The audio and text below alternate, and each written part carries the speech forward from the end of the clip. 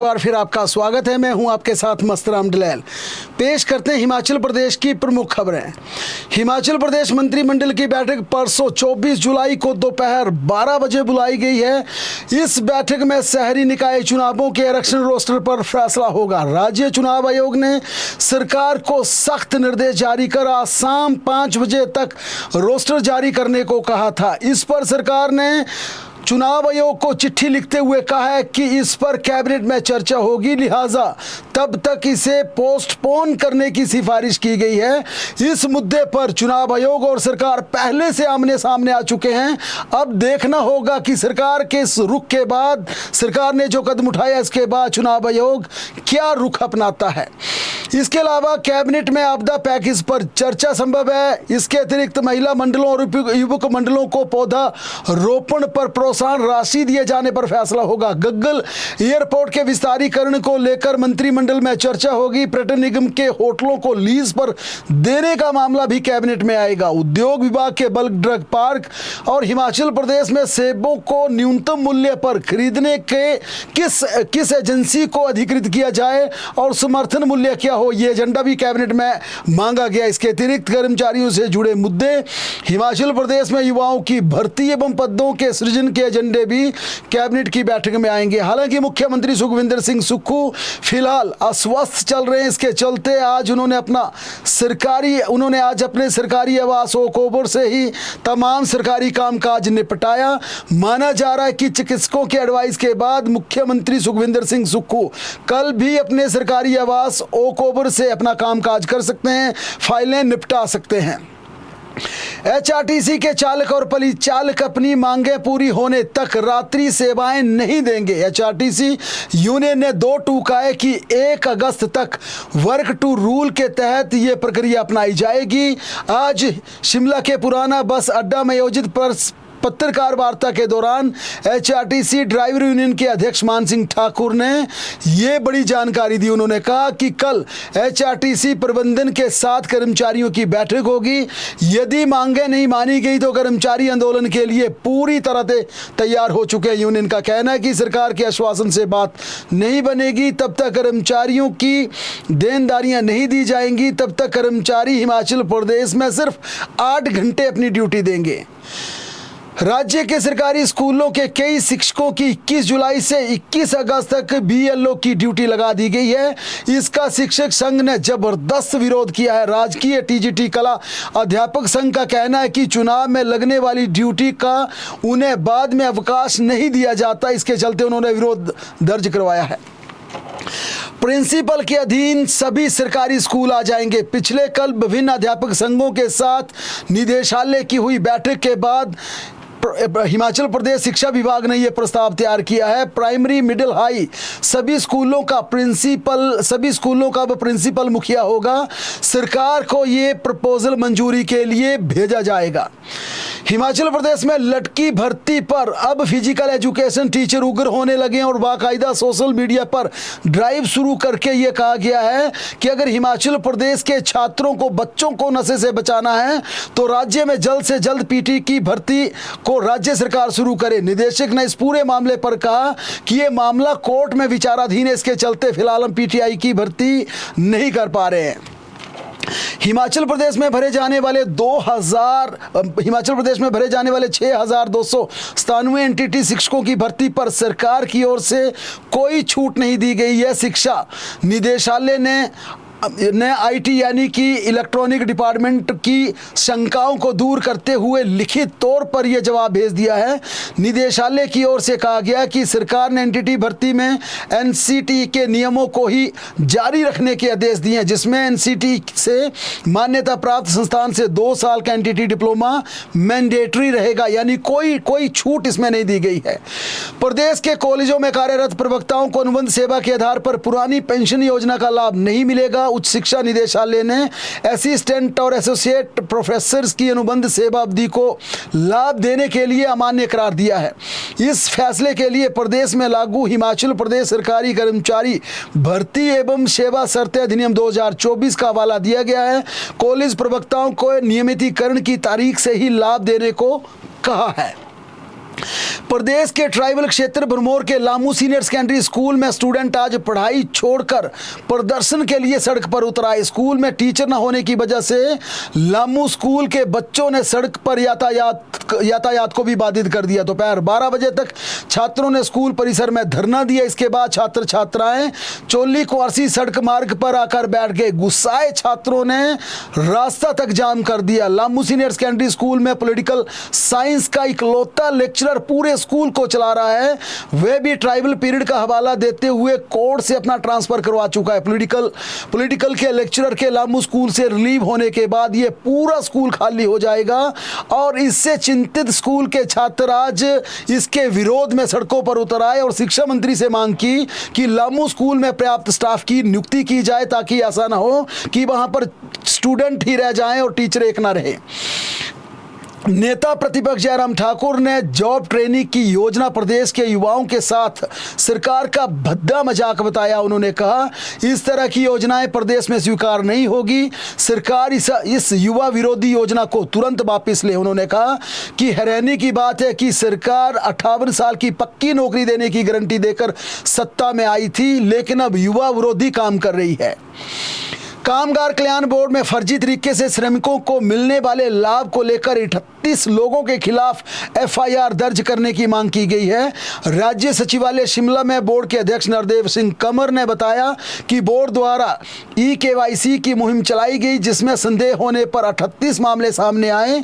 इनमें से 9 लोगों ने आवास और मैटरनिटी योजना के 9 लाख से अधिक लाभ लिए, जबकि बाकी लोगों ने विभिन्न लाभों के लिए बोर्ड में आवेदन किए हैं। उन्होंने बताया कि इन 38 लोगों में सभी आर्थिक रूप से साधन संपन्न लोग हैं, जिसमें बिजनेसमैन, सरकारी कर्मचारी, टीचर जैसे व्यवसाय से जुड़े बेनिफिशियरी हैं।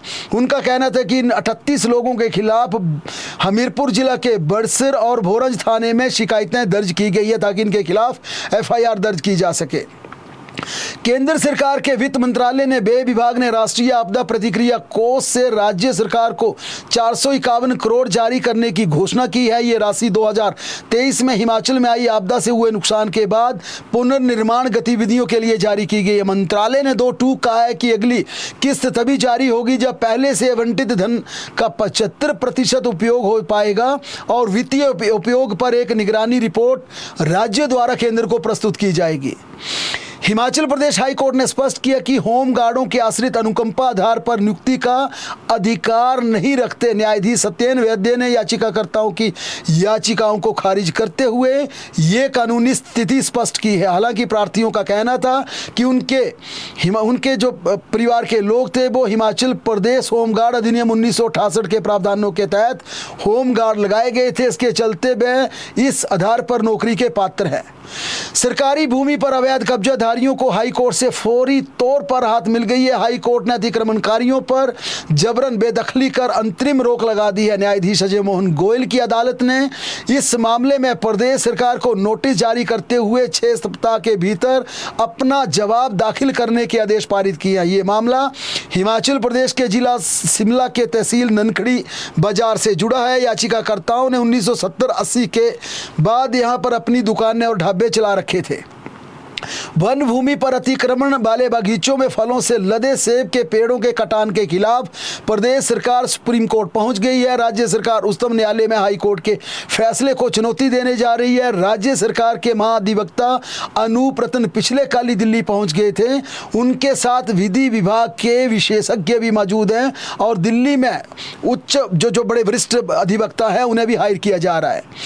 प्रदेश विश्वविद्यालय ने आज अपना 56वां स्थापना दिवस मनाया। सुबह के सत्र की अध्यक्षता पंचायती राज मंत्री अनिरुद्ध सिंह ने की। किन्हीं कारणों के चलते मुख्यमंत्री सुखविंदर सिंह सुक्खू सुबह के सत्र में शामिल नहीं हो पाए। हालांकि मुख्यमंत्री ने रिकॉर्डेड संदेश जारी कर विश्वविद्यालय के स्थापना दिवस के अवसर पर शुभकामनाएं दी। प्राकृतिक आपदा या अन्य कारणों से प्रभावित लोगों के पुनर्वास के लिए विधायक प्रति व्यक्ति 75,000 रुपये तक की आर्थिक मदद जारी कर सकेंगे। ये विधायकों को पावर दी गई है। राज्य सरकार के योजना विभाग ने विधायक क्षेत्र विकास निधि खर्च करने के लिए ये दिशा निर्देश जारी कर दिए। प्रत्येक विधायक एक वित्तीय वर्ष में इस तरह के कार्यों के लिए 10 लाख रुपए जारी कर सकेंगे। मंडी में तेजी से डायरिया के मरीज बढ़ रहे हैं। जिला में रत्ती स्वास्थ्य खंड के झोला गांव में डायरिया का प्रकोप सबसे ज्यादा है। स्वास्थ्य विभाग की टीम ने गांव में जाकर लोगों की जांच की। इस दौरान 32 लोगों में डायरिया से पीड़ित होने के लक्षण पाए गए। ऊना जिला के टालीबाल थाना क्षेत्र में एक महिला श्रद्धालु के साथ मंदिर के पुजारी द्वारा अश्लील हरकतें करने का मामला सामने आया। पीड़िता ने पुलिस को दी शिकायत में बताया कि लगभग 2 सप्ताह पूर्व अपने पति और बेटे के साथ मंदिर में पूजा करने पहुंची। दोपहर के समय पुजारी ने उसके पति और बेटे को आम लाने के बहाने मंदिर के पीछे भेज दिया और उसे पानी लाने के नाम पर अपने कमरे में बुला लिया। कमरे में पहुंचते ही पुजारी ने जबरन उसे पकड़ लिया और अश्लील हरकतें शुरू कर दी। पीड़िता की शिकायत पर पुलिस ने आरोपी पुजारी के खिलाफ मामला दर्ज कर लिया है। मंडी में आज झील से एक युवक का शव बरामद किया गया। शव की पहचान अभी नहीं हो पाई। शरीर पर कुछ लेख और टैटू के निशान मिले हैं। मंडी जिला में हाल ही में बादल फटने की घटनाएं पेश आई थी। इस घटना में कई लोग तेज पानी के बहाव में बह गए थे। कुछ लोग अभी भी लापता है। पुलिस को आशंका है ये शव बाढ़ में प्रभावित क्षेत्र से बहकर आया हो सकता है। जिला किन्नौर में आज सुबह 2 सड़क हादसे पेश आए। दोनों हादसों में HRTC बसों को नुकसान पहुंचा। पहला हादसा टापरी के समीप और दूसरा सोल्डिंग के पास हुआ और दोनों में HRTC की बसें दुर्घटनाग्रस्त होने के बाद बुरी तरह से क्षतिग्रस्त हुई। बिलासपुर जिला के बामटा क्षेत्र के पास एक सड़क हादसे में 41 साल की लता देवी की दुखद मृत्यु की सूचना है। इसी तरह किन्नौर जिला के बरुआ खड्ड में गाड़ी गिरने से 2 लोग गंभीर रूप से घायल हुए हैं। चंबा जिला के कंदला पंचायत में करंट लगने से 41 वर्षीय महेंद्र कुमार की दुखद मृत्यु की सूचना है। मंडी जिला के बल उपमंडल की ग्राम पंचायत बरसवान के जनप्रतिनिधियों पर सरकारी धन के गबन के आरोप लगे हैं। हमीरपुर के सकरो गांव में 80 साल के बुजुर्ग मोजीराम का शव बंद कमरे से बरामद हुआ। मोजीराम पैरालिसिस से पीड़ित थे और अकेले घर में रहते थे। मौसम की बात करें तो हिमाचल प्रदेश में बारिश का दौर लगातार जारी है। इससे जगह जगह भूस्खलन की घटनाएं हुई हैं। भरमौर के चोबिया में बादल फटने से बाढ़ जैसे हालात बन गए हैं। किन्नौर और लाहौल स्पीति में आज दोपहर बाद भारी बारिश के बाद बाढ़ आ गई। स्पीति के खुरिक गांव में अचानक बाढ़ का मलबा कई घरों में घुस गया। किन्नौर के सलखर नाले में तेजी से बारिश के बाद बाढ़ आ गई। मंडी जिला की सिराज घाटी में पिछली रात हुई भारी बारिश से लोग फिर खौफजदा हो गए हैं। सड़कें बाधित होने से सिराज घाटी का संपर्क जिला मुख्यालय से टूट गया है। घाटी की प्रमुख सड़कें और संपर्क मार्ग अवरुद्ध हो गए हैं। बिजली, पानी और अन्य सुविधा एक बार फिर ठप हो गई हैं।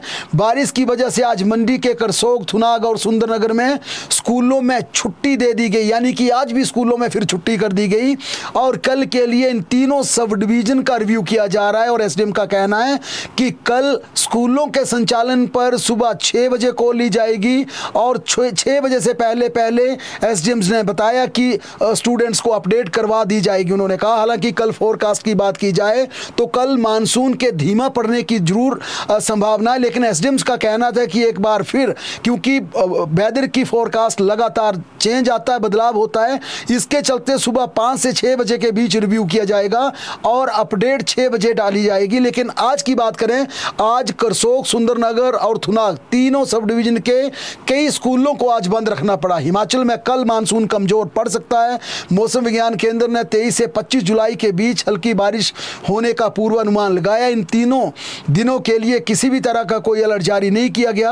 हालांकि 26 से 28 जुलाई के बीच भारी बारिश होने का येलो अलर्ट जरूर हिमाचल प्रदेश में जारी किया गया, मगर इस दौरान भी 3 से 4 जिलों में बारिश होने की संभावना जताई गई है। बहरहाल प्रदेश की तमाम बड़ी खबरों के लिए लगातार जुड़े रहें हमारे साथ, देखते और पढ़ते रहें हिमाचल दस्तक।